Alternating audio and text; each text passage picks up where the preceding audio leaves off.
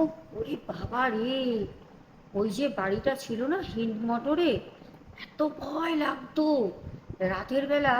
ওই পাশেই ছিল একটা ফ্যাক্টরি। ওই ফ্যাক্টরির উপর দিয়ে কে জানে টিনের উপরের সেটটা ছিল, কি আওয়াজ হতো। কখনো কখনো ভাবতাম, মানুষ রাতের বেলা উপর দিকে করতে যাবে? যদি চোরও হয়, চোর তো চুরি করতে আসলে আওয়াজ করবে না। কোনো দানব কি উপর থেকে চলাচল করে নাকি? এরকম ভয় পেতাম। ও, কদিন ওখানে গিয়ে আমার যা ভয় লেগেছে, আজকে সেই ঘটনাটা দিদিভাইকে শেয়ার করলাম। সবাই আজকে ঘটনাটা শুধু শোনেন। Welcome back to my channel আমার প্রিয় দর্শক বন্ধুরা, আশা করি তোমরা সবাই খুব খুব খুব ভালো আছো। আমিও খুব ভালো আছি।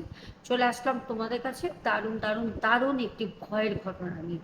সবাইকে বলবো একটা করে লাইক কমেন্ট শেয়ার করে দাও।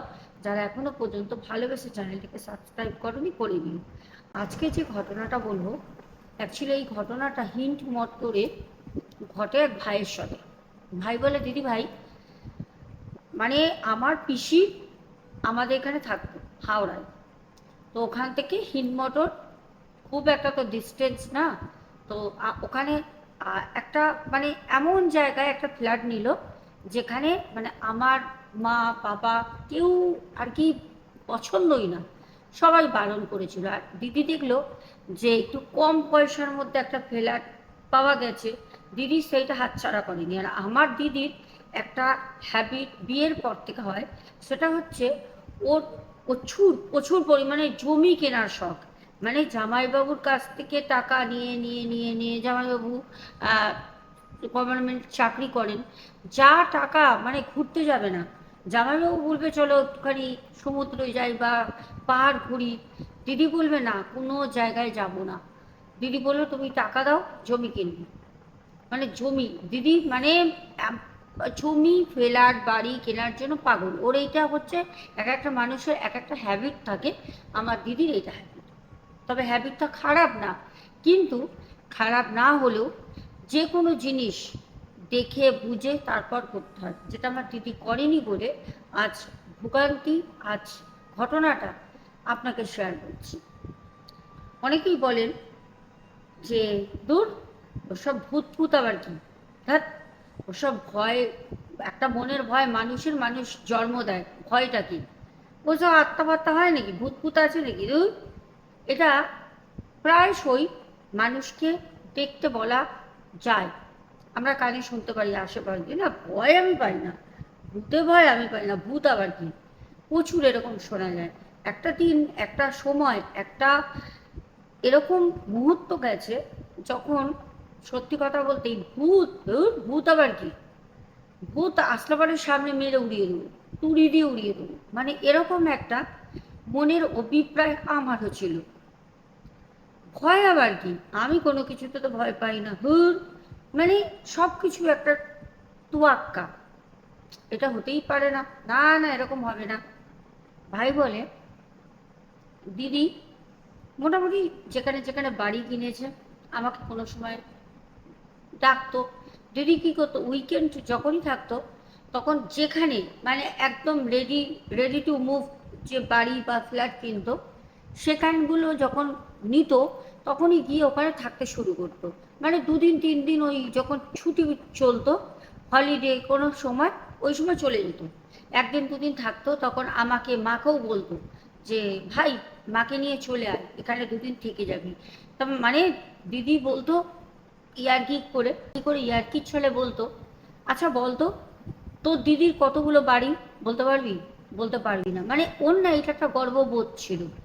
এক একটা মানুষের দেখবে কারোর চুল নিয়ে, কারোর মুখ নিয়ে, কারোর টাকা নিয়ে, কারোর বাড়ি নিয়ে, কারোর হাজব্যান্ডকে নিয়ে, কারোর নিজের সৌন্দর্য নিয়ে এক একটা অহংকার থাকে, মানুষের থাকে। আমার দিদির অহংকার ছিল ওটা। দিদি বলতো, বলতো আমার কতগুলো বাড়ি, বলতে পারবি? এখানে বাড়ি, ওখানে ফ্ল্যাট, ও ঠিক মনে করে করে ও বলতো, ঠিক আছে। তো আমার মা বলতো তুই কার মতো বলতো, হ্যাঁ তুই এরকম করিস কেন, ঠিক আছে কিনেছিস আর আমার মা বলতো যতই স্বামীর টাকা, খাটনির টাকা হোক, মানুষের একটা চোখে লাগে, এরকম করে তুই ফ্ল্যাট বাড়ি কিনবি না। আর আমার দিদিকে মানে আমার জামাইবাবু কোনো কথা বলতেন না, বেশি ভালোবাসা হলে যা হয়, যাই হোক। তো এরকম ওই বাড়িতে একদিন ডাকে। এর আগেও দু তিনটে বাড়িতে ওরকম মাকে আমাকে ডেকেছে, আমরা গেছি, যাইনি তা না, গেছি। এবার যখন ডাকে তখন আমার মাকে, মা বললো যে ছুটি আছে দুদিন। আমরা তো এমনি কোনো জায়গায় ঘুরতে টুরতে যেতাম না, ওই দিদি বাড়ি কিন্তু, আর আমাদেরকে বললে আমরা মাঝে মাঝে দিদির বাড়িতে যেতাম, গিয়ে উঠতাম। ভালো কথা, দিদির বাড়ি যাই। দেখলাম জায়গাটা খুব একটা খারাপ না, খুব সুন্দর। যে কোনো মানে যে কোনো মানুষের মনে একটা জায়গাটা না বসে যাবে, খুব সুন্দর। কিছুটা দূরে গঙ্গা দেখা যাচ্ছে। তারপরে ভালো, বেশ পরিবেশটা খুব সুন্দর। আর এরকম জায়গায় ফ্ল্যাটটা মানে দিদি কেনে। আহ, মানে ফ্ল্যাট বলতে আমি বলছি না 5 তলা বা 4 তলা, 3 তলা ফ্ল্যাটটা পুরোটাই দিদি কিনেছে, একটাও কিন্তু লোক নেই। এবার ওই ফ্ল্যাটটা 12 বছর আগে কোনো কারণে বন্ধ হয়ে গেছে। ওটা কিন্তু একদম নিউ সেল না। তো ওটা কিন্তু আগে 12 বছর আগে কোনো কারণে ফ্ল্যাটটা বন্ধ হয়ে যায়, ফ্ল্যাটটা থাকে। কিছু কাগজপত্র প্রবলেম ছিল, মালিক বলে। কারণ আমার দিদি যখন জিজ্ঞেস করেছিল যে আপনি 12 বছর আগে ফ্ল্যাটটা তো চলছিল, চলা ফ্ল্যাট আপনি বন্ধ করলেন কি করে, মানে হঠাৎ করে বন্ধ হয়ে গেল কেন, তখন বলেছিল যে না ওরকম কোনো ব্যাপার না, একটা কাগজপত্রের জন্য এটা উপর মহল থেকে বন্ধ করে দেয় 12 বছর আগে, আমাদের ফ্ল্যাটটা চালু মানে চালাতে দেয়নি। তো বললো ঠিক আছে, যাই হোক।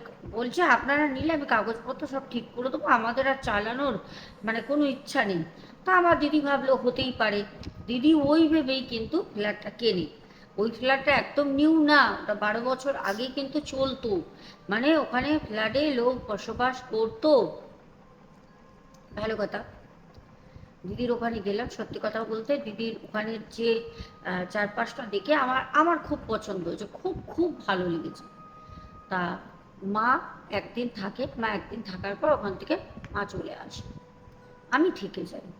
আশেপাশে লোকালিটিটা আমার ভালো লাগে, খুব একটা লোকজন নেই, ফাঁকা ফাঁকা মাঠ, ফাঁকা ফাঁকা জঙ্গল।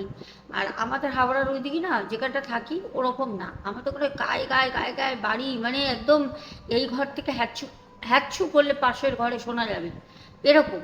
আর ওখানটা এতটা লোকজন আছে, জায়গাটা খুব সুন্দর, মানে একটা মানে তোমার গেলে না থাকতে ইচ্ছা করবে। তা মা মা চলে আসে একদিন থেকে, আমি থেকে যাই। তো আমার দিদি বললো তাহলে একটা কাজ কর। তখন ওই সময় আমার জামাইবাবু কোনো একটা কাজের বিষয় নিয়ে মানে পশ্চিমবঙ্গের বাইরে ছিল, ও পশ্চিমবঙ্গের মধ্যে ছিল না, বাইরে গেছিল। এবার দিদি বললো তাহলে আমি এখানেই থাকবো, ভেবেছিলাম 2 দিন থেকে তোদের সাথে চলে যাব, তুই যখন থাকবি বলছিস তাহলে আমার কোনো অসুবিধা নেই, তুই আমি থেকে যাই। তো দিদির তখন মানে কোনো বাচ্চা হয়নি, আমার কোনো ভাগনা ভাগ্নি হয়নি। এবার ওখানে থাকি। রাতের বেলা দিদি তো সারাদিন ফোনে বক বক বক বক করতো জামাইবাবুর সাথে, আমার মায়ের সাথে।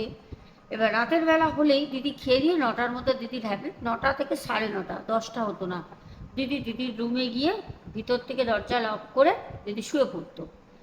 আর ওই যে ফ্ল্যাট 3 তলা, মানে 3rd ফ্লোর পর্যন্ত আমি ঘুরতাম ফ্ল্যাটের মধ্যে, আমার ভয় লাগতো না। আমি বলতাম আমার দিদির ফ্ল্যাট, কি ভয় আছে, আমি ঘুরতাম। এরকমই ঘুরতে ঘুরতে একদিন প্রথম দিন না পরের দিন, মানে আমার মা আসার সেই দিন না, সেদিন মা আসার সেদিন আমি শুয়ে পড়ি, পরের দিনের কথা বলছি।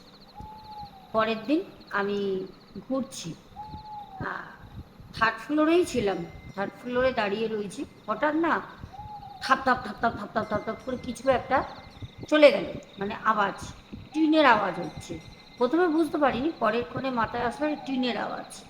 তো ভাবলাম তো দিদির বাড়ির পেছনে একটা, আর যেতে ডান সাইডে একটা, দুটো ফ্যাক্টরি ছিল, পুরনো ফ্যাক্টরি, যেগুলো বন্ধ অবস্থা পড়ে রয়েছে। ফ্যাক্টরিগুলোর দিকে যখন দোতলা থেকে বা 3 তলা থেকে বা ছাদ থেকে যখন তাকাতাম, তখন না জাস্ট একটা গায়ে কাটা কাটা দিত, জাস্ট একটা না ভয় ফিল হতো। কারণ ওই যে পুরনো একটা বহু বছরের পুরনো কারখানা, মানে কালো হয়ে গেছে জঙ্গলে। ওই দিকে যখন উপর থেকে, নিচ থেকে তো অত ভালো দেখা যেত না, উপর থেকে যখন পুরো ফ্যাক্টরিটা দেখতাম, ফ্যাক্টরিটা মানে তখন না মানে অটোমেটিক্যালি ভয় লাগতো। মানে ওখানে সত্যি কথা বলতে খারাপ জিনিস যদি বলে কেউ নেই, ভূত মানে মানে কোনো ভয়ের বিষয় নেই, পুরো মিথ্যে কথা। কারণ আমি ঘটনাটা বলছি, এরকম আওয়াজ হতো। সেদিনকে প্রথম আওয়াজটা হয়, আমি ভাবলাম, প্রথমে বুঝতে পারিনি, অনেকক্ষণ আমি ভাবলাম যে এই আওয়াজটা কোথা থেকে হতে পারে, কোথা থেকে হচ্ছে। আর দিদির তো ফ্ল্যাটে এরকম টিনের আওয়াজ হওয়ার মতো কোনো কিছুই নেই। তো হঠাৎ করে মাথায় আসলো যে মনে হয় ওই ফ্যাক্টরিতে হতে পারে ভাম বিড়াল হয়, অনেক জোরে জোরে যায়, হতে পারে ওই ভাম বিড়াল। তো আমি ওখান থেকে দাঁড়িয়ে দেখছি, তিনতলা থেকে দেখাই যায়, কেন কারখানা তো তিনতলা না, কারখানা তো অনেকটা ডাউন, চাল একতলা বাড়ির সমান। আর উপর থেকে দেখছি পুরো কারখানাটা আমি দেখতে পাচ্ছি। বলছে কিছু নেই কিন্তু আওয়াজ হচ্ছে। তখনও পর্যন্ত দুটো যে ফ্যাক্টরি, পুরনো ফ্যাক্টরি পড়ে আছে বন্ধ হয়ে, দুটো ফ্যাক্টরি কিন্তু আমি এক জায়গায় এমন দাঁড়িয়েছি, ওখান থেকে আমি দুটো ফ্যাক্টরি দেখতে পাচ্ছি। কিন্তু দুটো ফ্যাক্টরি থেকেই আওয়াজ আসছে, দুটো ফ্যাক্টরি মনে হচ্ছে চালের উপর থেকে কেউ দৌড়াদৌড়ি ছুটোছুটি লাফালাফি করছে। কিন্তু দুটো ফ্যাক্টরি আমি দেখতে পাচ্ছি, কারণ রাস্তায় লাইট দেওয়া আছে, রাস্তার পাশে কোনো কিন্তু টিনের চালে একটা মানে কাঠবেড়ালি পর্যন্ত নেই, দুটোতেই কিন্তু আওয়াজ হচ্ছে। খুব অপ্রাসঙ্গিক লাগলেও বা খুব অদ্ভুত লাগলেও এটা কিন্তু সত্যি কথা। চালে যখন টিনের দৌড়াদৌড়ি ছোটাছুটির আওয়াজ হচ্ছে, কিন্তু একটা মানুষ হিসেবে যখন সে ভাই দাঁড়িয়ে ওখান থেকে দেখছে, তখন নিশ্চয়ই যদি ভামবিড়াল হয়, আদার্স কিছু হয়, এ তো না যে চালের মধ্যে জঙ্গল হয়ে গেছে তা না, চাল ক্লিয়ার দেখা যাচ্ছে, পরিষ্কার দেখা যাবে, দুটোর মধ্যে কিন্তু কোনোটাই কিছু নেই, কিচ্ছু নেই। তো ভাই প্রথমে না ওইসব বিষয়ে কোনো মানে কর্ণপাত করেইনি। দূর, ও কি না কি হবে ছাড়া, বাদ দাও। ও এসে না শুয়ে পড়ে, চলে আসে শুয়ে পড়ে। পরের দিন ও ওর দিদিকে কথাটা বলে যে দিদি, কালকে রাতে জানিস এরকম এরকম আওয়াজ হচ্ছিল, কি ব্যাপার বলতো। তো এই কথা শুনে দিদি বলে যে ভাই, কদিনের জন্য থাকছিস থাক না, আর আমি তো এখন আর আসবো না, আসলে যখন তোর জামাইবাবু আসবে তখন। ও দেখ, মিল কারখানার জায়গা তো, হয়তো চোর টোর এসেছিলো, কোনো জায়গায় টিন টিন খুলছিল। তো আমি সত্যি কথা বলতে সেই জিনিসটা মেনে নিয়ে কিন্তু চেপে যাই, হতেই পারে। পরের দিনও সেম, দিদি ঘুমিয়ে পড়ে, রাত আনুমানিক 12টা বেজে গেছে। আমার তো ঘুম আসে না, কারণ আমি আমার হাওড়ার বাড়িতেও ঘুমাই না। আমি বাড়িতেই 10টা 11টার সময় বাড়িতে আড্ডা মেরে ঢুকি, পাড়ার মধ্যে থাকি, সেখানে 9টার সময় খেয়ে ঘুমানোর প্রশ্নই আসে না। আমি আমার মতো সেই দিনকেও ওরকম আওয়াজ হচ্ছে, ওরকম আওয়াজ হঠাৎ করে আমি বললাম কি আওয়াজ হচ্ছে, আজকেও দেখবো, কিচ্ছু দেখতে পারিনি, কিচ্ছু না। যাই হোক, পরের দিন সকালবেলা দিদির কাছ থেকে অনুমতি নিই যে দিদি আমি বাড়ি যাব। দিদি বললো হ্যাঁ তা চল, আমিও চলে যাবো। থাকলাম তো 4 দিন প্রায়, মানে সেদিন থাকলে 4 দিন হতো, 3 রাত ছিলাম, 4 দিন হবে। বলছে থাকলাম তো, ঠিক আছে চল, কোনো অসুবিধা নেই, আমরা বাড়ি চলে যাই। আমরা স্নান টান করে ওখান থেকে চলে আসি বাড়ি, বাসন টাসন ধুয়ে টুয়ে রাখে কটা ছিল, থাকবে ওখানে গিয়ে, যখন দিদি সব জায়গায় ওরকম করে রাখে। তো আমরা ফ্ল্যাট ট্ল্যাট পুরো একদম সিল করে দিয়ে চলে আসি, 3 তলা একটা ফ্ল্যাট আমার দিদির নিজে। এই নিয়ে গর্ববোধ হয়, কিন্তু আবার কখনো কখনো ভয়ও লাগে। বাড়িতে চলে আসলাম। এইবার বাড়িতে এসে একদম সাধারণ জীবনযাত্রা যেরকম সেরকম চলছে। দিদির বাড়ি চলে গেছে, মানে হাজব্যান্ডের ওখানে, আমি আমার বাড়িতে, এরকম চলছে। একদম যেরকম জীবনযাত্রা সেরকমই নর্মালি চলছে। হঠাৎ একদিন মানে বন্ধুরা মিলে সবাই বসে আমরা আলোচনা করলাম যে চল, অনেকদিন কোথাও ঘুরতে যাই না, তো তারাপীঠ থেকে ঘুরে আসি চল। তা সবাই বললো তারাপীঠ যাবি। এবার ব্যাপারটা কী হয় জানো তো, বেকার ছেলে বন্ধু যারা থাকে বেকার, ঘুরতে তো যেতে, আনন্দ করতে সবার ভালো লাগে, একটু বাইরে যাব, খাবো, আনন্দ করব, সবার ভালো লাগে, কিন্তু মানিটা সেটা যদি না থাকে তাহলে পরে আমি কি করে যাব। তো সেই প্রবলেমের জন্যই ঘুরতে তো সবাই যেতে চায়, একটা অ্যাডভেঞ্চার চায়, কিন্তু ওই যে প্রবলেমটা হচ্ছে মানি, মানি প্রবলেমের জন্য দুজন বলেছে যে চল যাব, দুজন, কিন্তু আমাদের 9টা বন্ধু, 9টা 10টা গ্রুপ, মানে একটা গ্রুপে 9-10 জন আছে বন্ধু। এবার সবাই বলছে ভাই দেখ, বাড়ি থেকে টাকা পাবো না, কেউ বলছে দেখো ভাই, আমি তো আগের বারে 500 টাকা একজনের নাম করে বলছে, ওর কাছ দিয়ে ধার নিয়েছিলাম, স্কুলের জন্য লাগতো ভাইয়ের, এখনো দিতে পারিনি। মানে সবাই তো মোটামুটি খুব তো বড় লোক না। এই যে একটা প্রবলেম, এবার আমার কাছেও এত নেই যে আমি হয়তো দুজনকে বলতে পারি যে চল আমি তোদের খরচাটা দিয়ে দেবো, কিন্তু এতগুলোকে বন্ধু আমার নিয়ে যাওয়াটা পসিবল হবে না। আমি কি করব? যাই হোক, ভাবনা চিন্তা করে, কারণ আমরা যেতে চাইছিলাম, সামনে ছিল আমাবস্যা। আমাবস্যার সময় ভাবলাম তারা মাকে গিয়ে একটু পুজো দেবো। আর আমাদের জীবনে কিছু ভালো হচ্ছে না, কাজ নেই, বাজ নেই, চাকরি নেই, এমনকি কারোর গার্লফ্রেন্ডও নেই। সত্যি কথা, মানে ভাই এরমভাবেই আমাকে ঘটনাটা বলে, দিদি আমরা এরকমভাবেই নিজেরা আলোচনা করে যে চ আমরা মায়ের কাছে গিয়ে ওখানে মানত করে আসবো, যে যার কাজের জন্য, গার্লফ্রেন্ডের জন্য। গার্লফ্রেন্ড তো এটা খারাপ দিকে না, একটা ভালো বন্ধু থাকে, অনেক সময় হেল্প করে, অনেক কিছু শেয়ার করা যায় একটা, মানে গার্লফ্রেন্ড মানে কিন্তু একটা ভালো বন্ধু হয়, ঠিক আছে। মেয়েদেরও কিন্তু বুদ্ধি অনেক সময় ছেলেদেরকে টেক্কা দিয়ে চলে যায়, তো মেয়েদের বুদ্ধি অনেক সময় কাজে লাগে। সব কিছুর জন্য একটা সঙ্গী চাই, বা এরকম মনে করে আমরা যাব ঠিক করলাম। কিন্তু দুর্ভাগ্যবশত টাকার জন্য 2-3 দিন পর পুরো ভেস্তে গেল আমাদের তারাপীঠের যে একটা ট্যুর করেছিলাম। বললো যে না ভাই হবে না, হচ্ছে না, বাড়ি থেকে চেষ্টা করছি, হচ্ছে না। মনটা খুব খারাপ লাগলো, ইস ছেলেগুলো যাবে বলে ছটফট করছে কিন্তু যেতেও পারছে না। আমার নিজের খুব খারাপ লাগলো। সামনে আমাবস্যা, তো অনেকে বললো দেখ, ছোটো ছাটা টুকটাক দোকানে টোকানে কাজ করতো কাপড় জামার, তারা আবার ছুটিও নিয়ে নেয় যাবে বলে।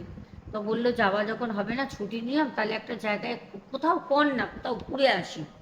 আমার তখন মাথায় আসলো যে তারাপীঠ না গিয়ে টাকার ব্যাপার, যদি আমার দিদির বাড়ি হিন মোটরে যাই ওদের নিয়ে, খুব তো দূরত্ব না, আর জায়গাটা দারুণ, পরিবেশটা, গঙ্গার পানি, যদি ওখানে যাই। ওদেরকে বললাম চল, দিদি তো একটা ফ্ল্যাট কিনেছে 3 তলা, তো যাবি ওখানে? বললো হ্যাঁ, তোর দিদির ফ্ল্যাটে গিয়ে কী করবো? চল না, ওখানে চল, কি করবি আর কি করবি না, চল, একটা দারুণ অ্যাডভেঞ্চার হবে। আর রইলো মায়ের কাছে গার্লফ্রেন্ড বা চাকরির জন্য, ও সেদিনকে মাকে ভালো করে আমরা সকালে পুজো টুজো দিয়ে তারপর দিদির বাড়ির উদ্দেশ্যে যাব। মানে আমাদের ওখানে নিয়ারেস্ট যে মায়ের মন্দির আছে ওখানে পুজো দেবো। সবাই বললো চল চল, তাই চল, দিদির বাড়িতে তো খাওয়া দাওয়ার রান্নার জায়গা আছে, আমরা সব রান্না বান্না করে খাবো, খুব ভালো কথা। চললাম পুজো টুজো দিয়ে অমাবস্যার যেদিন সেদিন দিদির বাড়ি, দিদির কাছে চাবি, পারমিশন, দিদি হচ্ছে যা কোনো অসুবিধা নেই, নোংরা করবি না, কোনো মেয়ে ঠেয়ে যেন অ্যালাউ না থাকে, দিয়ে দিয়েছে। ওই সব তো আমাদের কোনো ব্যাপার নেই, কারোর গার্লফ্রেন্ডই নেই। তো আমরা গেছি, যাবার পর সত্যি কথা বলতে মানে এত সুন্দর জায়গাটা, কিন্তু মনে হচ্ছে যেন একটা ভয় ভয়, বুকের মধ্যে কোথাও একটা ভয় ভয় লাগছে। যাই হোক, আমরা সবাই ঢুকলাম, ঢুকে যে যার মতো সবাই চিৎকার করে করে, ফাঁকা ঘর তো, দোতলায়, হ্যাঁ সব, তারপর একদম গ্রাউন্ড ফ্লোরে বলছে বাপ রে বাপ, তোর দিদির কত বড় ফ্ল্যাট রে, তোর দিদি কি, সত্যি তোর দিদি একটা রানী, এরকম সব ইয়ার্কি করছে। তোর জামাইবাবুটাও হেভি জামাইবাবু, নালে পারে এত মানে সুন্দর সুন্দর জিনিস তোর দিদি কোথায় কোথায় আমরা শুনেছি ভাই, এরকম সব আলোচনা করছে, কথা বলছে। তো 3 তলায় আমরা সবাই ঘর নিলাম। ঘর তো হরের রয়েছে, যে যেখানে থাকবে, রান্না বান্না খাওয়া সব হবে জমিয়ে। সেদিন ঢুকেছি যখন, আর দুপুর দুপুর বেলায় কিছুও হয়নি, বাইরে দিয়ে যা খেয়েছি খেয়েছে আসতে। বিকেলবেলা ওই হিন মোটরে ওখানে, মানে লোকাল মার্কেট, দিদির সাথে তো সব চিনে নিয়েছিলাম, ওখান থেকে টোটো করে গেলাম, গিয়ে চিকেন কিনি, দেশি চিকেন 2 কেজি মতো, 2 কেজি 10 গ্রাম 15 গ্রাম মতো হয় চিকেন নিই। গোবিন্দভোগ, এই সরি, মানে দেরাদুন রাইস নিই, নিয়ে দেশি মুরগির চিকেনের ঝোল আর দেরাদুন রাইসের ভাত, সাথে স্যালাড হচ্ছে পেঁয়াজ লেবু লঙ্কা কাঁচা শশা, এগুলো রাতে স্যালাড, এগুলো খাওয়া হবে জমিয়ে, সাথে ছিল কিছু বিয়ার, ঠিক আছে। বলছে দিদিভাই, একে তো অমাবস্যা, তার উপরে দিদির ওখানটা এমনিই খারাপ, একটা ভয়ঙ্কর পরিবেশ, সে কি বলবো। রাতের বেলা আমরা খাওয়া দাওয়া করে যখন শুলাম, তখন ওই যে চালে আওয়াজ, খটখট খটখট খটখট করে আবার শুরু হয় আওয়াজ, যখন শুরু হয় আমার বন্ধুরা বলছে যে ভাই এরকম খটখট খটখট করে আওয়াজ কোথা দিয়ে হচ্ছে। এবার বিয়ার তখন আমরা খাচ্ছি, শুয়ে তো পড়িনি, আর বিয়ার খেলে কারো নেশা হয় না। বলছে দিদি আমরা আগে যখন এসে দিদির সাথে ছিলাম তখন অমাবস্যা পূর্ণিমা কিচ্ছু ছিল না, মনে আছে তখন পূর্ণিমা হয়ে গিয়েছিল, তারপর গেছিলাম কোনো একটা কারণে, মনে আছে। অমাবস্যায় আমরা সবাই দেখলাম গামছা কাঁধে নেওয়া, হাফ প্যান্ট পরা, স্যান্ডো গেঞ্জি পরা, সে ওই ফ্যাক্টরি, যে ফ্যাক্টরির কথা বলছি, ফ্যাক্টরি একটা ফ্যাক্টরি যেটা দিদির বাড়ির একদম পাশে, ওই ফ্যাক্টরির ভেতরে ঘুরছে, জঙ্গল ছিঁড়ছে, জঙ্গল কাটছে, চালের মধ্যে সেই একা উঠছে, একা একজনই। আমরা না সবাই দেখে বলছি ভাই এটা কি দেখছি ভাই, এটা কি সম্ভব নাকি, এটা কি করে হয়। দেখে আমরা প্রচণ্ড ভয় পাই, কারণ সেটা কোনো মানুষ না, আমরা বুঝতে পারি হাড়ে হাড়ে। আমরা এসে রাতের বেলা কোনো রকমের সবাই এক ঘরে ঠেসে শুয়ে পড়ি। সকালবেলা উঠে সবাই সবাইকে ডাকছি, এই রাতের বেলা কি দেখলাম ভাই। এবার যখন আমরা উপর থেকে যখন দেখি, দেখি সেই জঙ্গল সেই রয়েছে, কোনো কিছু কেউ কাটেনি, কেউ হাঁটেনি, কেউ ভিতরে ঢুকেনি। একটা মানুষ যদি জঙ্গল কাটতে দেখি, জঙ্গল কাটলে সেই মানুষটা পরে পরের দিন সকালে তো জঙ্গল কাটাই থাকবে, কোনো কিছুই না, কোনো কিছুই না।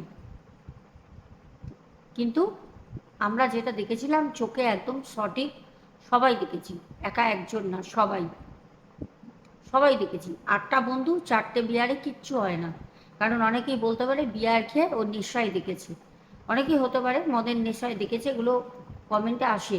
তার জন্য ভাই বলে দিয়েছে, দিদি উল্লেখ করে বলে দেবেন যে বিয়ারে তো প্রথমত নেশা হয় না, দ্বিতীয়ত হচ্ছে আমরা 4 বন্ধু সবাই কিন্তু মোটামুটি আমরা অ্যাডাল্ট, বড়, ঠিক আছে, কারোর 19, কারোর 21, কারোর 20, কারোর 18 বছর বয়স। আর সেখানে দাঁড়িয়ে মানে ওই 4টে বিয়ারে 8জনের নেশা হওয়ার কোনো প্রশ্নই ওঠে না। তারপরে সেই দিনকেই তারা আবার তড়িঘড়ি করে ওখান থেকে বাড়ি আসে, কারণ ও তো আগেই গল্পটা বলেছিল দিদির বাড়িতে এরকম এরকম হয়েছে, গেছিলাম। আর ওরা যা চোখে দেখেছে তারপরে আর থাকে। আর দিদিকে বলার পরে দিদি আর ওই ফ্ল্যাটে যায়ও না, ওরকম আছে, কেনা আছে, রাখা আছে, দিদি তো থাকবে না, দিদি আর কোথায় কোথায় থাকবে। দিদি ওইটা একটা সময় হয়তো কোনো প্রোমোটারকে নাহলে কাউকে বেছে দেবে, সেল করে দেবে। এছাড়া তো দিদি ওখানে থাকবে না, দিদির প্রচুর প্রচুর জায়গায় ওরকম কেনা আছে, বাড়ি জমি ফ্ল্যাট কেনা আছে। এই ছিল আজকে আমাদের ঘটনা। তো চলো আমরা তাড়াতাড়ি কমেন্ট পড়ি। এত কাজের জন্য আমি এত কাজে ব্যস্ত, মানে আমি একটা রিং লাইট কিনতে পারছি না।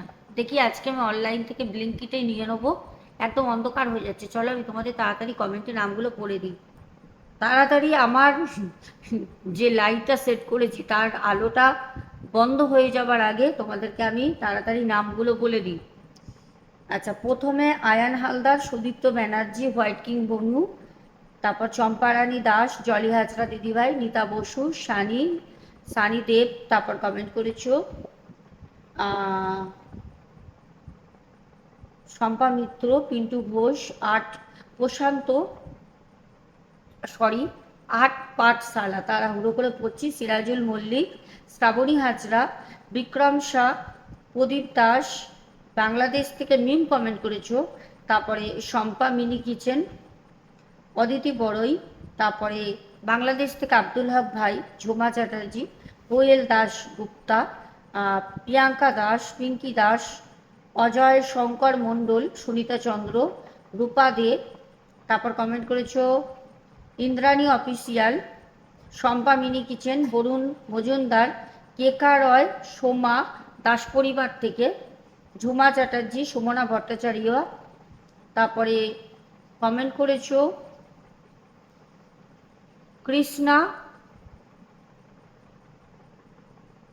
রাশা মিত্র, বলে অবশ্যই একটু জানিয়ে দিও। তারপর অসীম দাস, কেকা রয়, উমা ঘোষ, হোয়াইট কিং বনু, সুজাতা দাস, তারপর সৈনী রয়, ডালি দেবনাথ দিদিভাই, চৈতালি রয়, শুভঙ্কর ঘোড়ই, নীলু মজুমদার, তারপর কৃষ্ণা ধারা, সন্তুর দুনিয়া, ফিরোজ খান, মধুমিতা ভৌমিক। সবাইকে অনেক অনেক ভালোবাসা রইল, সবাই খুব খুব খুব ভালো থেকো। এরপরে আমাদের কিন্তু আগামীকাল শোনা কথা ঘটনা আসছে, এখন রাখবো। একদম লাইট অলরেডি চলে গেছে, আর লাইভ বলতে গেলে নেই। তো চার্জ চলে গেছে, অ্যাকচুয়ালি দুটো ঘটনা রেকর্ডিং করেছি। যাই হোক, বড় মায়ের আশীর্বাদ সবার সবার সবার পরিবারের উপরে থাক। এখনের মতো আসছি, সবাই খুব ভালো থেকো। শুভরাত্রি।